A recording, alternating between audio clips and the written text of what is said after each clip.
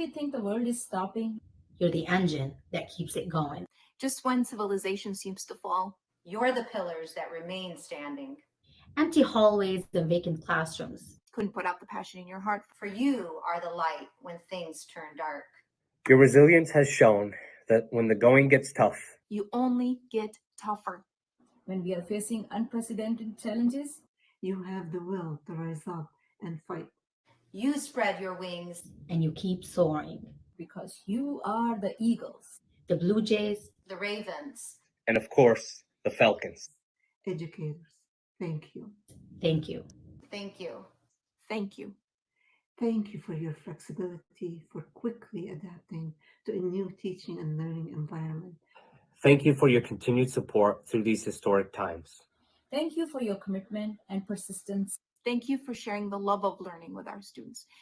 Thank you for being selfless, caring, and relatable. Thank you for your unwavering determination to always put our students first. Your grit in the last few months have shown the high level of commitment you have for this community and its children. Thank you for genuinely caring and inspiring this generation.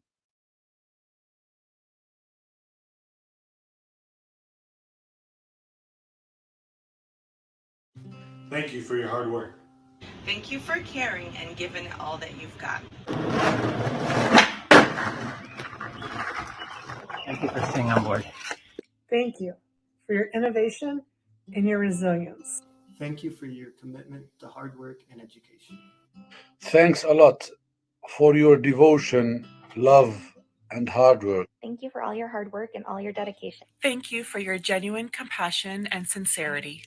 Thank you for all that you're doing to ensure our students receive the education that they deserve. Thank you to the teachers and all staff for doing such a great work at home. Thank you, teachers, for bringing our students into your home and making them feel like family. Thank you for going above and beyond to meet our students' needs. Thank you for your patience in these difficult times. Thank you for being there for kids through the good times and the challenging ones too. Thank you all for all the effort that you have been putting in helping our students. Thank you for your creativity and for making learning fun. For every student that believes in themselves is a teacher that believed in them first. Thank you. Thank you for being patient. Thank you for never giving up. Thank you for helping our students explore new ways to learn. Thank you for being inspirational heroes to our students. Thank you for giving our students an outlet for their energy and awesome creativity. Thank you for your dedication and hard work. Thank you for being flexible, patient, and most importantly, for being. Thank you, NIA teachers, for your love and care you're giving to the students every day. Thank you, teachers, for meeting students where they're at and helping them become more than anyone thought that they could be. A big, huge thank you to all of our teachers, not just because of Teacher Appreciation Week, but every week, especially during these times. Thank you for embracing the new challenges and your patience with your students. Thank you for your hard work and dedication. Thank you for your dedication, your patience, and your kindness. Thank you for being the real rock stars in our children's lives. Thank you for your hard work. Thank you for all that you do. For all the late evenings, early mornings, and weekends spent in grading and preparing lesson plans. I want to thank the teachers and the teachers' aide for caring about our kids. Thank you for the difference that you make in our students' lives every day. Thank you so much for your hard work, your dedication to our students. Thank you for accepting and offering professional collaboration with Electric. Thank you for your perseverance and dedication to education. Thank you so much. You're so amazing. You are an awesome team. Keep up the good work. Please continue to do an amazing job. We're all in this together. We love you.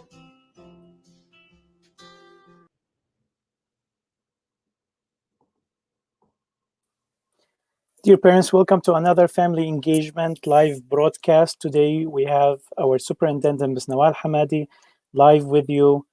I am happy and honored to present to you Ms. Nawal Hamadeh. If you have any questions for our superintendent, please leave them in the comments section and she will be addressing all your questions. Ms. Hamadeh, the floor is yours. Thank you, Mr. Sharafuddin. Assalamu alaikum. Dear parents and students, I want to give you my greetings and wish you a Ramadan Mubarak. Inshallah, may this month bring you lots of blessings on you and your family and the entire community. And hopefully by the end of the month and maybe very soon, we will move beyond that stage, the challenging stage, and the coronavirus issue will go away and we get back safely and in a great health. So I wanted to start off by giving our heartfelt appreciation to the families, the parents, the students, and if we have staff who are watching as well. So this transition stage has not been easy to any one of us. So this is a sudden, without transition plan in place or anything. So we all had to shift gears and we had a lot of learning to do all of a sudden. So the parents have been extremely supportive. You've been amazingly, understanding and then moving along your collaboration and helping your students, your kids at home, having to balance between the old way of working at home and or with your families. Now all of a sudden you are in charge and your kids are there and you got to make sure that they're learning. I do want to thank the students for also, jumping in and getting online and getting adjusted to the new way. Having a new learning style, this has not been in the plan before, even though we tried to prepare ahead of time, but everything happened very quickly. And so the fact that everybody adapted so well, it's quite impressive. So I can't thank everybody enough for all of this. So I know that teachers, administrators, and the principals, together, all of us have gotten out of our comfort zone and attended numerous seminars and webinars and you name it, training sessions involving the new teaching methods and trying to get into the Google Classroom. We use a different kind of modes and approaches and tools, and now including broadcasting. So this is my first broadcast to the parents. So I have not done that before, but I've been on Zoom and I've been, on other, tools. But to have to learn new tools every day, whether it's me, the teachers, the principals, everybody, the support staff, all of us are in it together, the families, the parents, the students. This is impressive. We've come together as one community, and I'm so proud of every one of, the members of all the school community that we have. And so I wanted this conversation to be more or less, or this presentation to be more or less like a conversation, to open the doors for you to ask questions along the way. So I do have a few points I would try to kind of touch base on.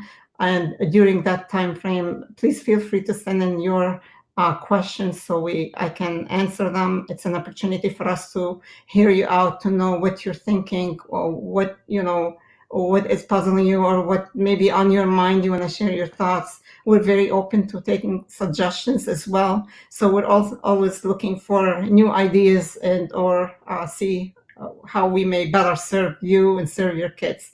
Know that your students, your kids and our students are the center of attention here.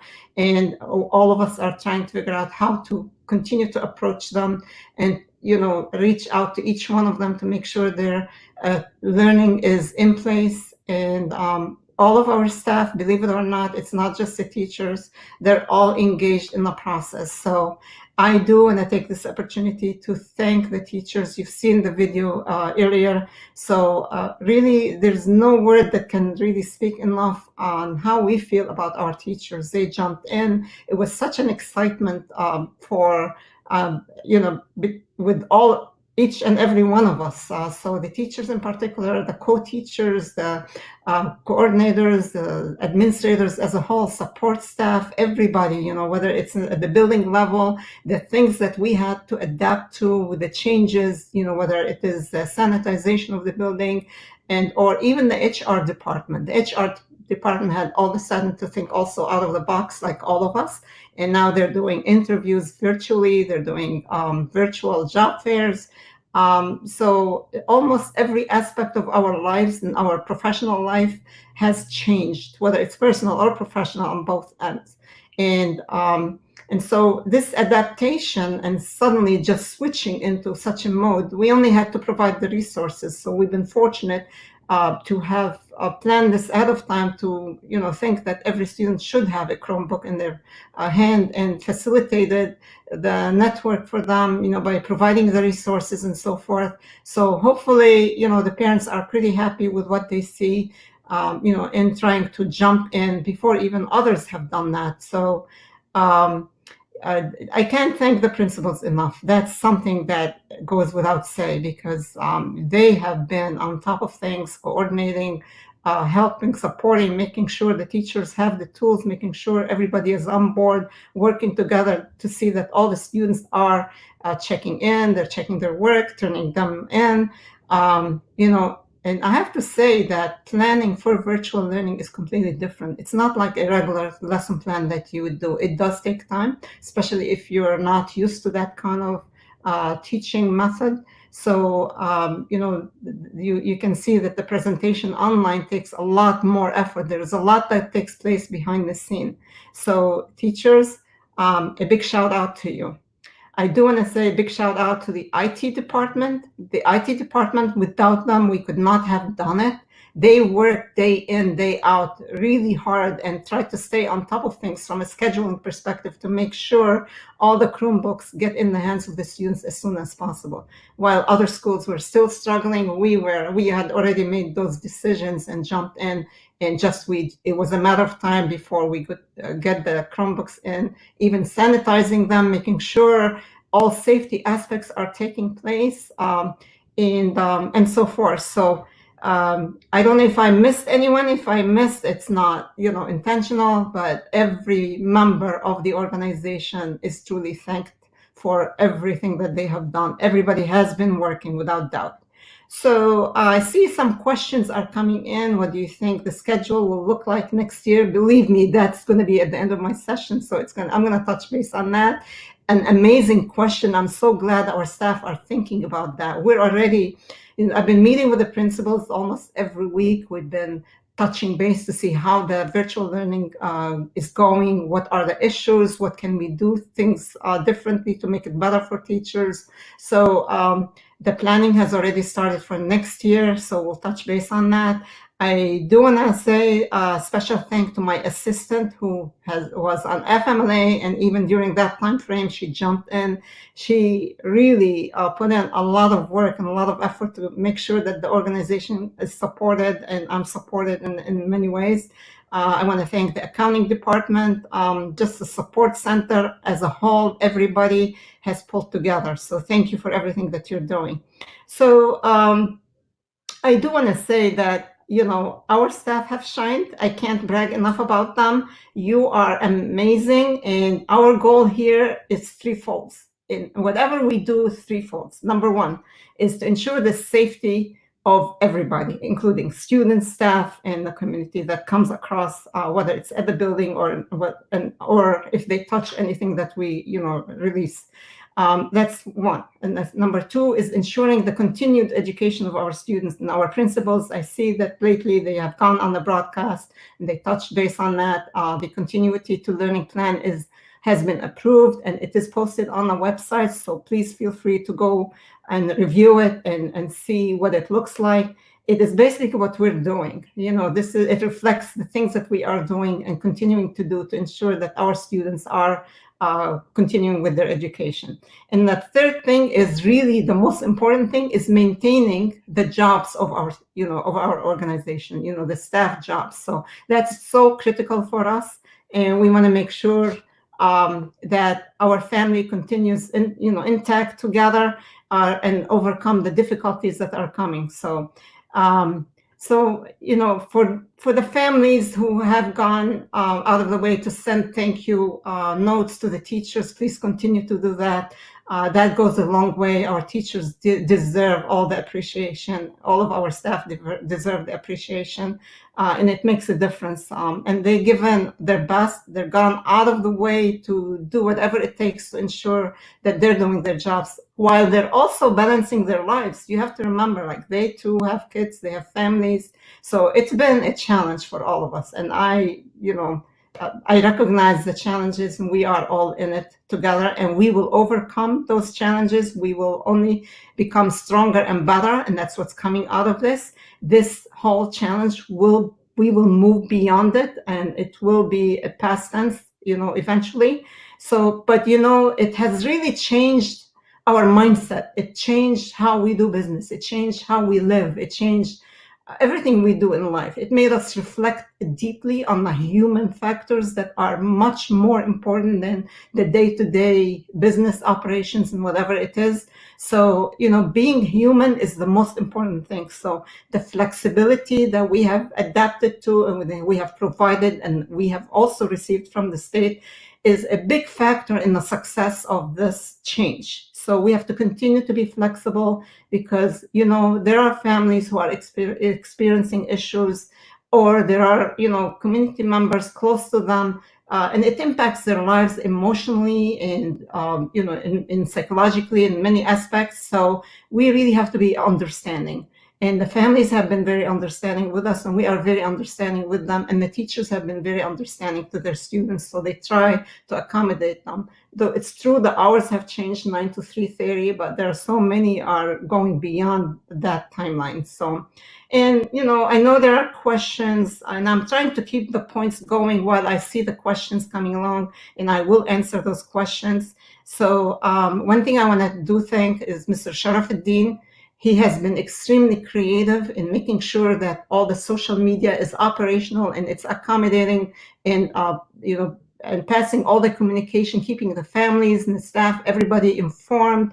We've been trying to keep all the families informed, and we will continue to do that.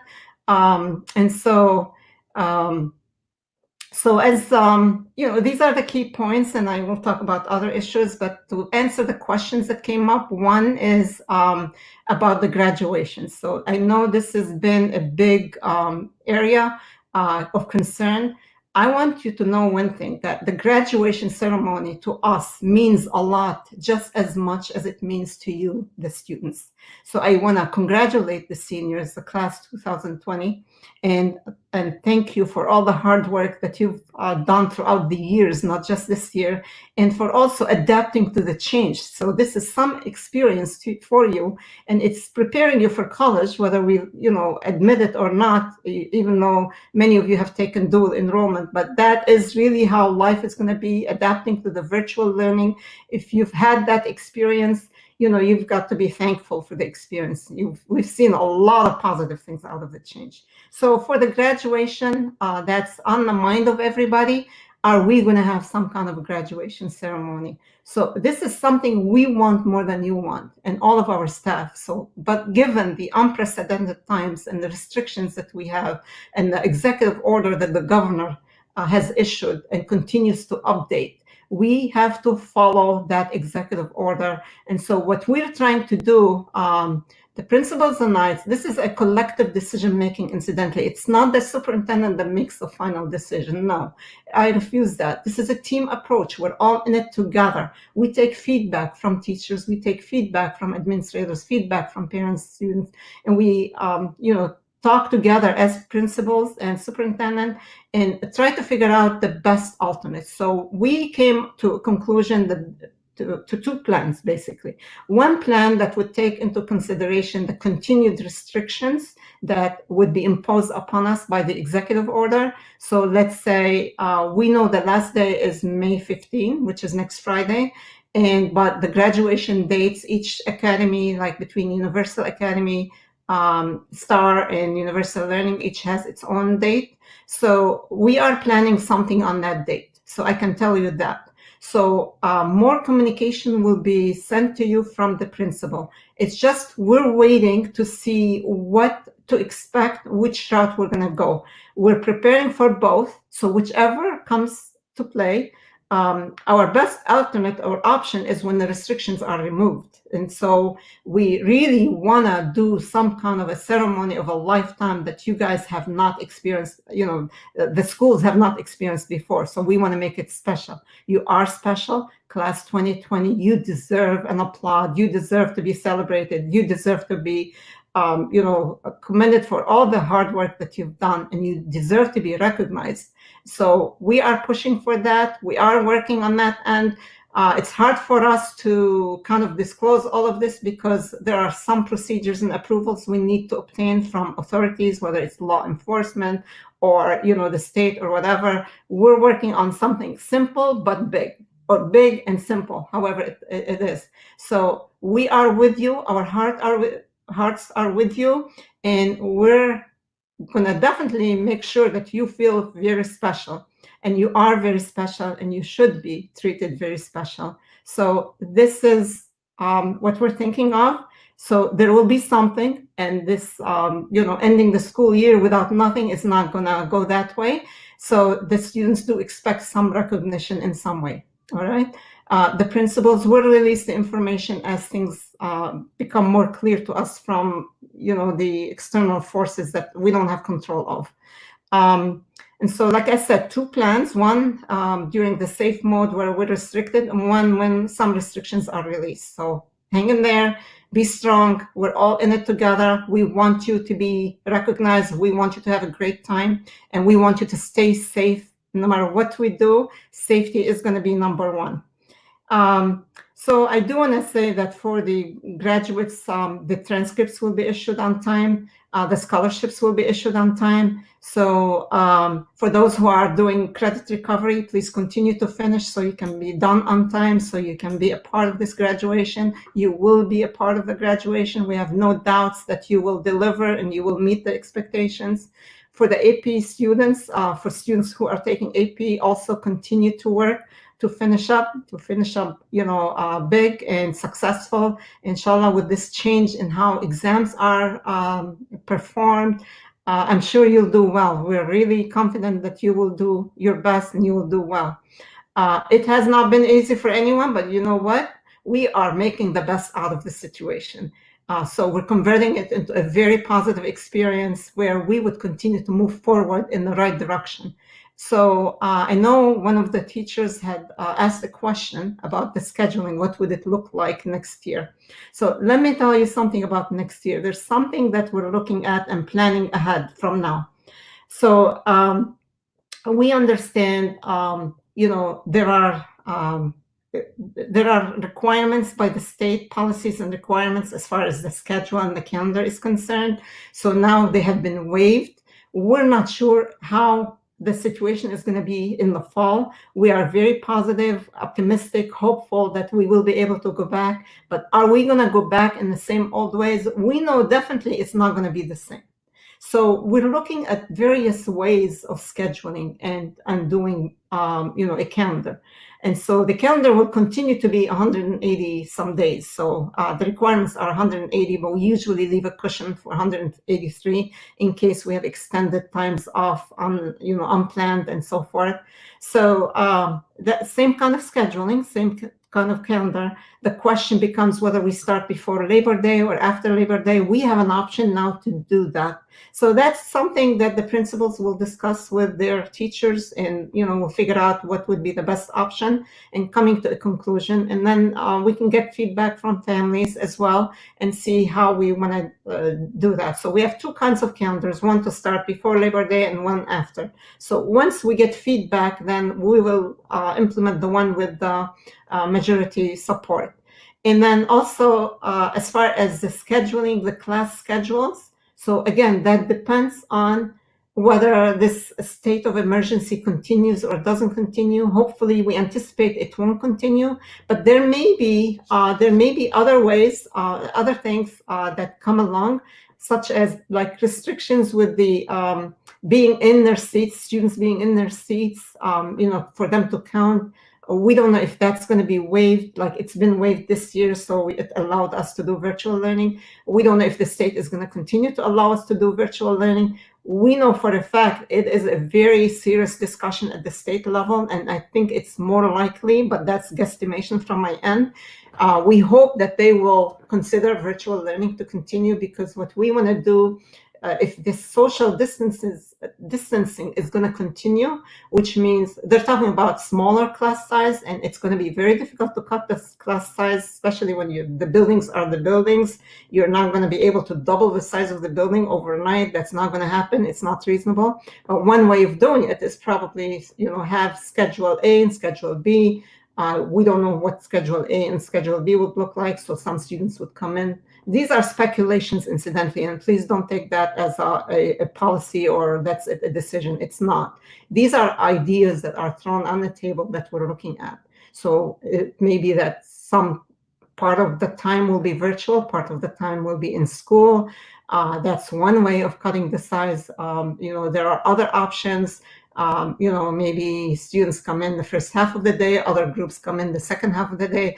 There's so many ideas that different superintendents are looking at and different principals are looking at. So we're not able to find out those ideas until the state gives us some direction.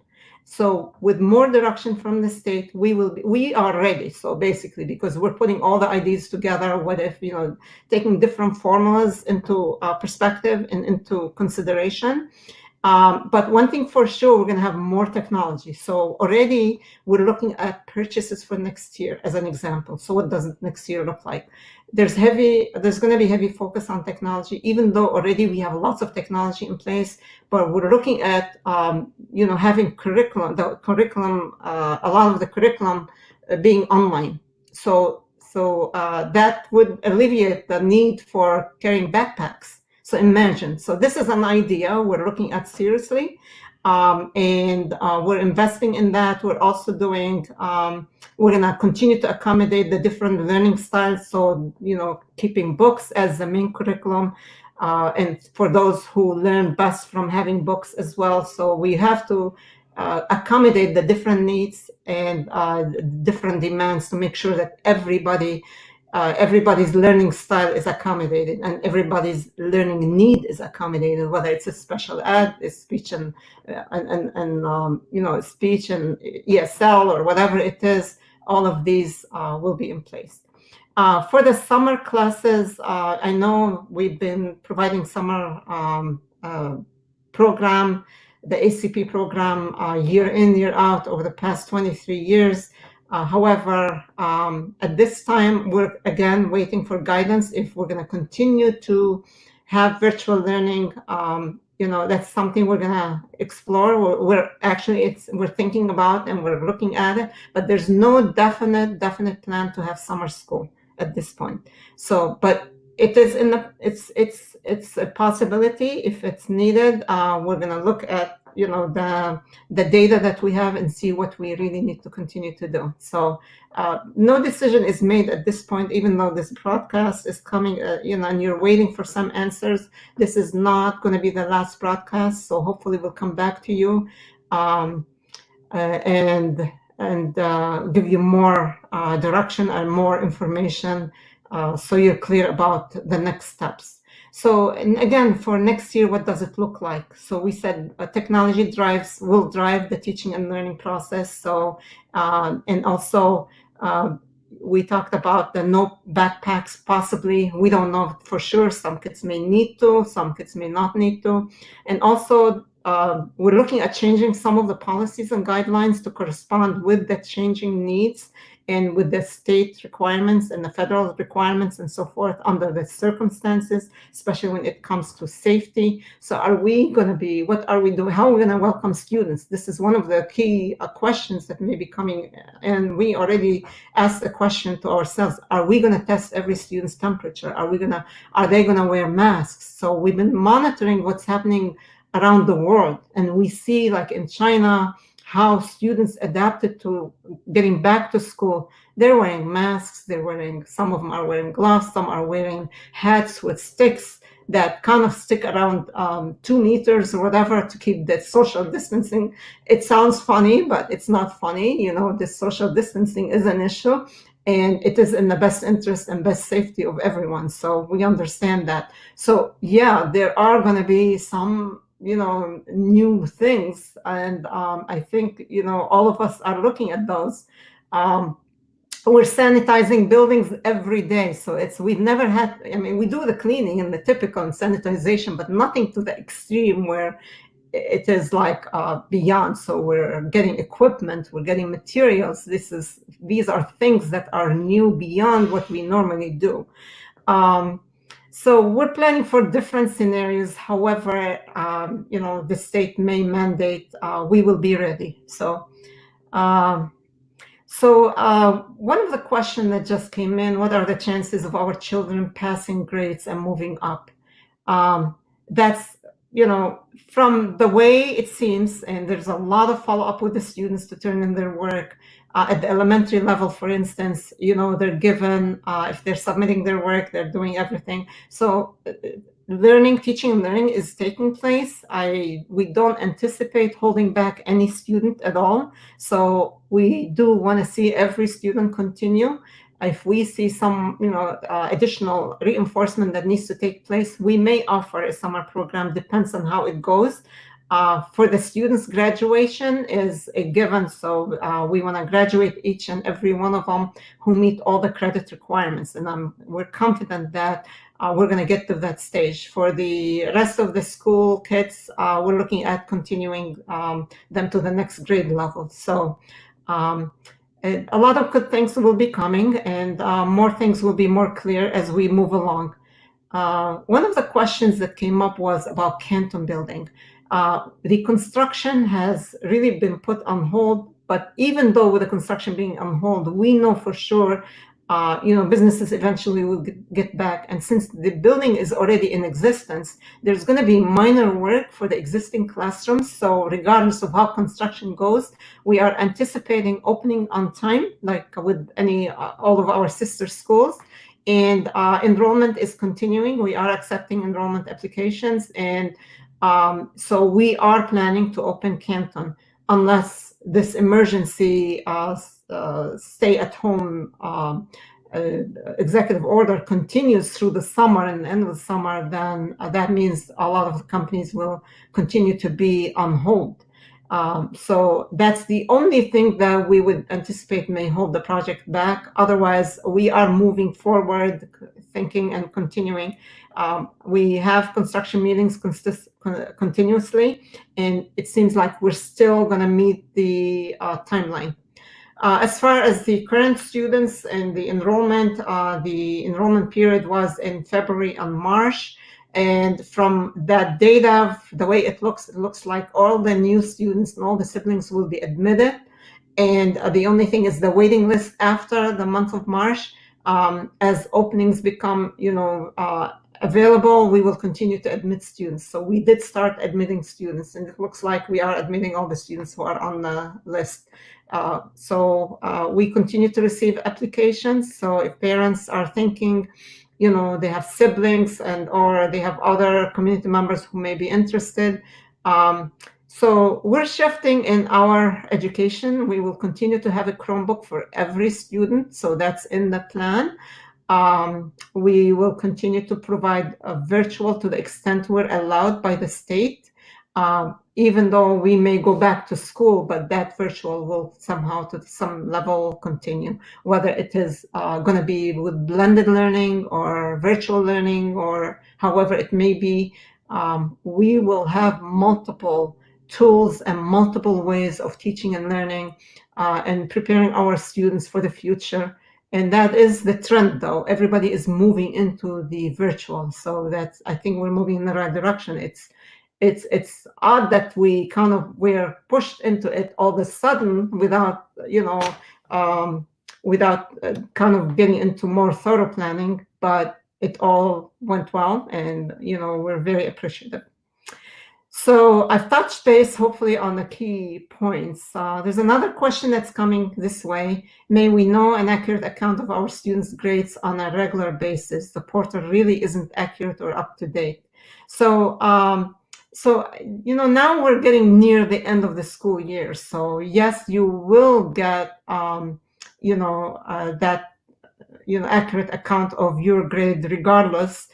It's a matter of if you have a question and you're not sure about your own grade, please feel free to reach out to your teacher. The teacher would be the best one to let you know what your grade is, and or to let you know if you're falling behind, so you can make up the work on time before the final grade is disclosed. So please be in touch with your teacher. The teacher will be the best source. If for any reason you're still having difficulty for any whatever reason, there's the principal, or you can call in, leave a message at the school number.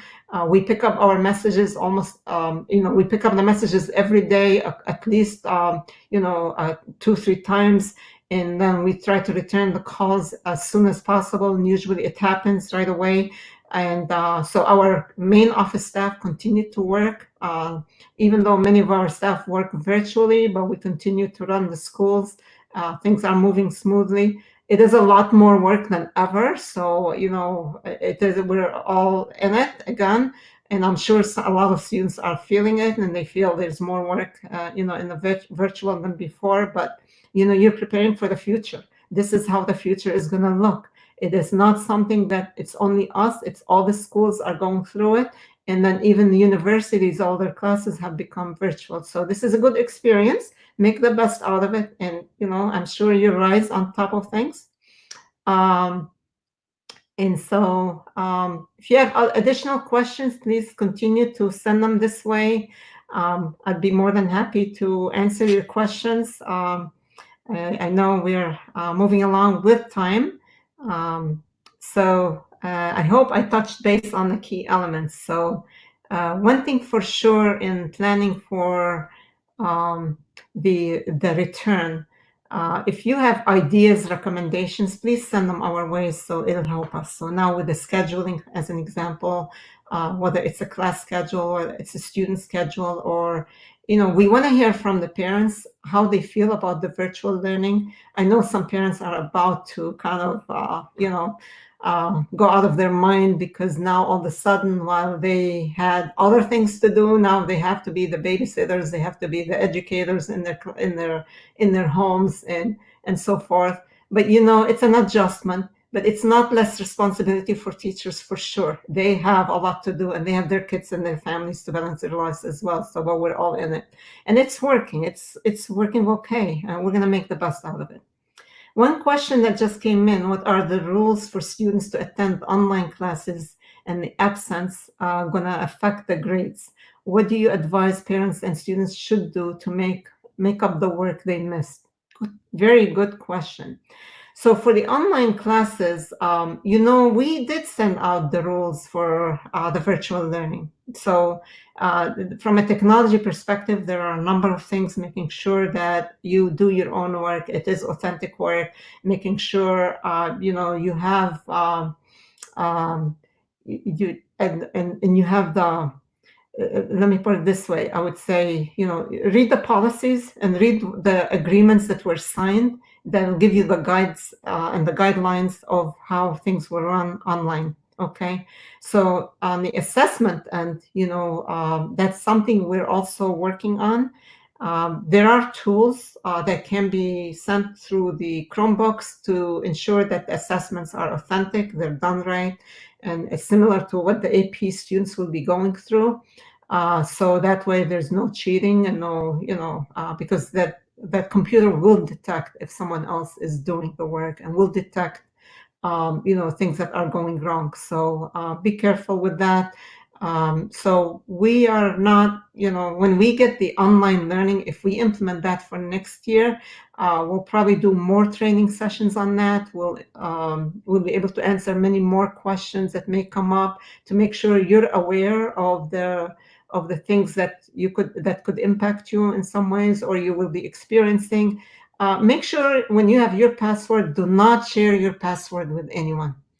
Other than your parent, you should not be sharing your password with anyone, because that's something that you could be hurt by, and it jeopardizes your integrity. It jeopardizes the integrity of the work that you do.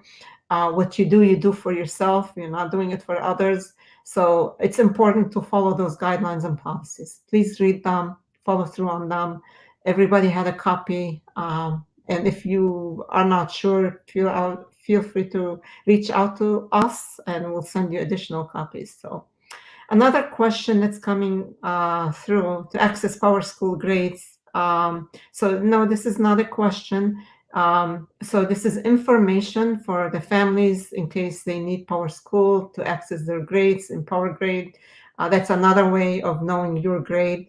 But you're working with your teachers. A simple email or text or whatever, reach out to your teacher, and I'm sure the teachers will give you your grades. We'll let you know what's missing, what's not missing, to keep you on top of things, and so that way you continue to move forward. I'm so glad that students are really concerned about their grades and asking about that. That shows that they really, they want to do well. They are focused. They have goals. They want to move on to reach their goals, and they have potential, and they want to make sure they maximize their potential. So that really makes me very proud of you. I'm very proud of all of our students and all of our families. Really, we've come together as one community. We stuck together. We're kind of fighting it together. So basically, that's how it is. Question.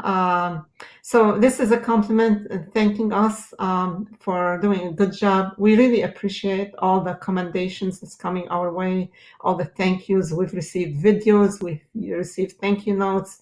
That really keeps us going as well. What we do it out of compassion, out of love for the kids.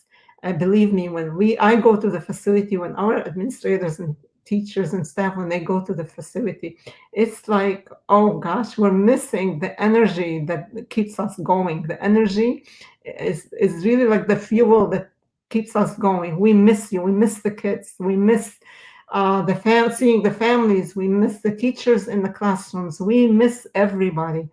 And so it has been a change. It's a change. No, we love you all, and we really care for you, and we want you to be very successful in your life. So important for the students to please follow along on the instructions of your teachers. Your teachers really care for you, and they love you, and they want you to be successful. They want to be proud of you, and they are already proud of you, and they are compassionate about you and the work that they do for you, and they take pride in your accomplishments. So, and you should very well take pride in your accomplishments. And please send your thank you also to your teachers. Make sure that they know how you feel. You miss them, you love them. We have an amazing team across the border. We have great students, and we are so proud of you for the students. So tips for parents who are coaching their kids learning at home. What a great inquiry here. Yeah, so this is one thing I can really say repeatedly is number one tip is be patient.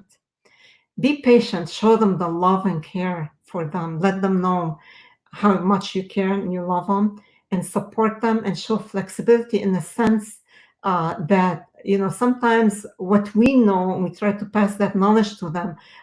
We already learned that, and it takes time for students to learn. So they go through stages as they try to learn new material, new stuff. So you need to be patient with them and support them.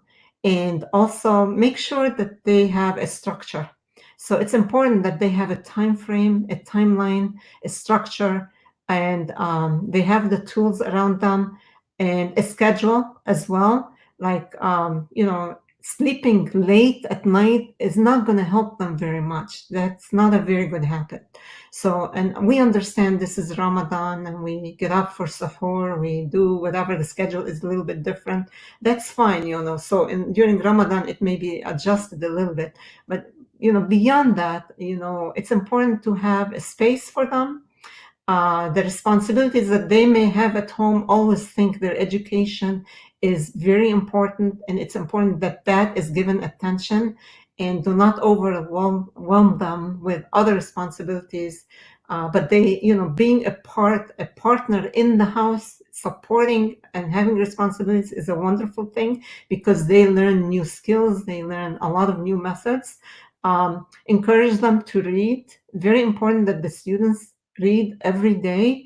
So be a part of that. If you want to read them a book, or you want to hear them read, even if you don't have, for those who don't speak English, for instance, yeah, listen to them. You can learn from your kids, but when you sit with them, you partner with them, they're going to be motivated. Students need that motivation from the parents to keep going, and don't underestimate that need. So they need the love and care. Let them know how much you love them. Let them know how proud you are of them. Do not put them down if they make a mistake. Allow them to make those mistakes, because they learn from their mistakes. Mistakes is a learning tool. So if we don't make mistakes, we don't really learn much. Like Thomas Edison, he made so many mistakes before he invented the light. And if it wasn't for those mistakes, we wouldn't have the light that we're enjoying now. So yeah, mistakes are powerful. So, and self-esteem, focus on their self-esteem. That will, when they feel better about themselves, they're gonna learn so much more. Allow them some quiet place. Thank you for the comment. And that, so they're not distracted by their siblings, and they're focused on their education. That's so important. You give them that focus. I just missed a question. I'm not sure if it can come back again. So have fun activities with your kids at home. Thank you so much, Miss. If I may say, Rada Salah, thank you so much. You're doing an amazing job. You've made good comments here. So when you have fun learning activities, I've seen what families do, like with the mom cooking. They bring their kids in, they help them make the cookies or recipes or whatever. They talk about math during the, working with the recipe. They talk about, problem solving skills. They talk about many things. So it's, doing art projects, maybe if you need to get out and exercise with them, that's important to maintain the physical fitness, to keep them healthy. You have to remember, like, they're inside the house day in, day out, and they're human beings just like we are. They feel the way we feel. So sometimes it's not going to feel good. So you need to be supportive, listen to them, see what is it that's bothering them. Some students are sending messages. We love the teachers. They are so kind and easy to team with, and helping our students to be successful. So this is amazing. Yeah. So, and another comment is coming. I've noticed that there were some things that are not able to open the Chromebooks. Will there be some improvements for the future?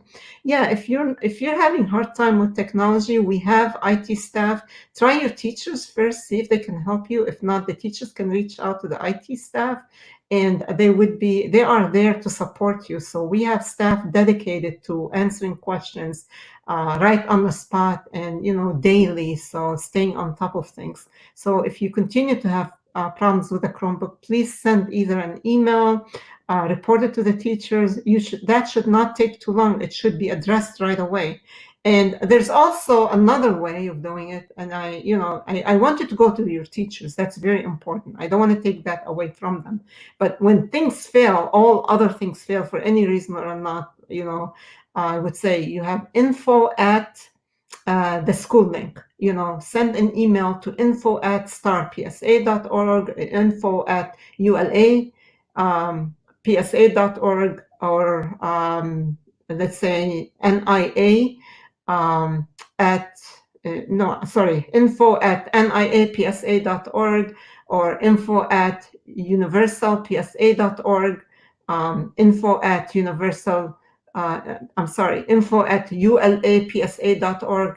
These are emails that goes, it can be routed to the person who needs to know the answer, who needs to answer the question. So that's another way. So you should not have the issue for too long. We should be able to help you. We have enough staff to help our students, enough staff to help our parents. So don't worry about, what problems you encounter. Just let us know what they are. If you don't let us know, we cannot help you. So this open communication is very critical.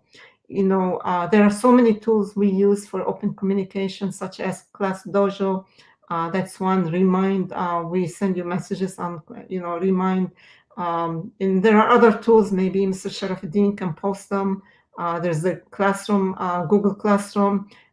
Send your inquiries that way. So So we want to know also from students what motivates them to learn and how they learn best. So this came from one of the teachers. So yeah, definitely let your teachers know what, what is it that's on your mind. We have another one. We are so blessed to have an educational environment that understands and respects us during our worship all year, and especially during Ramadan. So we are thankful we're able to accommodate all the needs. We respect everybody, respect all faiths. We respect the differences, because the differences can only make us stronger. So with that, hopefully we touched base on many things. There are more comments are coming in. Are there going to be testing for children when they go back to school? Yes, there will be testing when we go back to school, and the reason is not to kind of change their status, no, but it's to identify, to see where are the challenges and the strengths, and what we need to do to make sure the student needs are accommodated. So let's say if some students may be ahead of others, we try to strengthen the strengths. And if they have challenges in other areas, we try to instill some of the skills that need to be instilled, to focus on those, to bring them up to grade level. So in whatever they are struggling. So the assessments are not meant to pick on anyone. Assessments are good to identify the areas of needs so we can build on those needs, so students continue to be successful and to meet their grade level expectations and the standards that we have to teach based on the state standards and so forth. So we hope to continue to do a good job. Please keep your comments coming our way. Let us know how you feel. Let us know how we may best serve the kids' needs. So one of the questions is, can the students be tested virtually? So for the testing virtual, it's a very good idea. Actually, we thought about it. It does require certain tools, which we thought we didn't want to start with that because it becomes annoying to the kids, and we didn't want to discourage them from learning. But we would look into the tools that we need to put in the Chromebooks. So for testing, that way the testing can be successful and can be authentic. So the results will be authentic. But at this point, testing online is not the best option under the circumstances, because you never know what the students are experiencing. You never know what they're going through. And this is why the state waived all the assessment requirements, and they waived even the evaluations for teachers. So another question coming this way: are the students going to have finals at the end of the school year to determine if they pass their current grade level? So that's something I believe that came across to the principals as well. So it all varies from teacher to teacher. I think they're focused more on projects and the formative assessments. And so there may be projects or assignments and things of the kind. To have a final exam like we normally have a final exam, that's up to the teacher how they do it. But I don't think this is aimed at testing. It's going to give us a clear idea as to where the students are at. So it's the assignments more than anything else, and completing the projects that the teachers are asking for. One thing, the AP will have a virtual testing. So students will be tested in the AP virtually. So another question that's coming in: are the students going to be tested for COVID-19 when they return? So we really have no clue what the state is going to require, okay? Whether the school will be responsible for testing, or whether families are supposed to bring in something. We don't know what to anticipate. So there are a lot of uncertainties we're not clear about. We are monitoring the situation. We continue to monitor the requirements. We work with legal counsels as well. They give us the information. They, whatever policies that may change. We know for sure we changed the policy on the safety end. For anyone who enters the building, we take their temperature. We have a non-contact thermometer, and everyone must have their temperature tested. And they have to sign a form. We call it a school building screening form. And so this has to be done daily. So it doesn't matter who the staff is, who the individual is. If a student comes in, we're going to do the same. If a vendor comes in, we will do the same. So our nurse aides are working, and that's an assignment they're doing. And, they're doing a great job with that. And we're keeping all the records. Anyone with a temperature and anyone who is experiencing symptoms of the COVID-19 is not allowed in the building. So we ask everybody who's not feeling good and anyone experiencing any of the symptoms to not come in the building to mitigate the spread of the virus, because you have to worry about your colleagues, you have to worry about your families, you have to worry about everybody else. You can't just force yourself and come in when you're not feeling good. You should quarantine yourself. I practice the self-isolation if you're experiencing anything. So this is for your safety, for the protection of everybody around you. We want to get out of this as soon as possible, because if we expose others, we're going to stay in this mess for a long time. So we want to get out of it as soon as possible and move on with our normal lives. I don't know how long this is going to take. It may take months, who knows? And we're going to kind of take it day by day right now and do our best. And with that, I do want to say thank you so much for joining us, for all the questions that came across. I hope I answered your question. I want to wish you a very safe and healthy period of time and lifestyle. And I want to wish you happy Ramadan again. Inshallah, we'll meet back in another session. Hopefully, we'll answer more questions by then. And thank you, Mr. Sharifuddin. Thank you, Ms. Hamadeh. Wa alaikum salam. Thank you, Ms. Hamadeh. Thank you, our parents, for participating. We have come to the end of this session, which was a busy session. Hassan Al-Khayyat asks, would there be another live meeting? We definitely would. We would love to do that. Thank you very much. With that, dear students and parents, as you know, you can always forward the questions that you have to Ms. Hamadeh, to your teachers, to your principals, via all ways of communication. Thank you, Ms. Hamadeh, again. And we will end with a video that was prepared by Star International Academy's team. It's a salute to the students, tribute to all the students that we miss in our buildings. And after that, have a safe rest of your day and a beautiful weekend. And we'll see you in the upcoming family engagement activities. Thank you.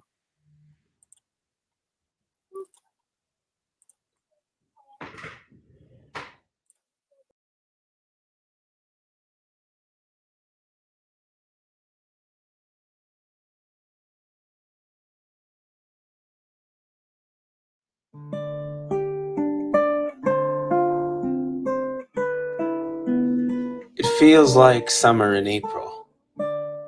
It's so hard to look at you and respond with a sigh of relief. A hallway is not a hallway without a laughing student.